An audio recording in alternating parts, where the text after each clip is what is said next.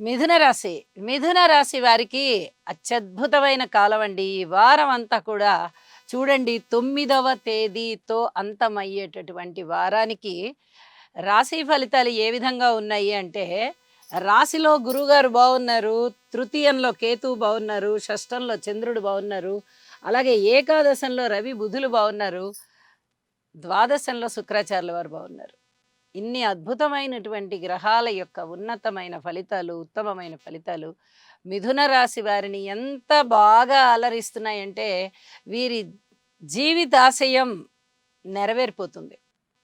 అన్నదమ్ములు బావుంటారు, ఉద్యోగరీత్యా బావుంటుంది, కుటుంబ రీత్యా బావుంటుంది, మాట రీత్యా బావుంటుంది, సన్మాన సత్కారాలు అందుకుంటారు, ధనము చాలా చాలా బావుంది, అనుకూలమైనటువంటి ఆదాయాలు చక్కగా పెరిగి కూర్చుంటాయి మీకు.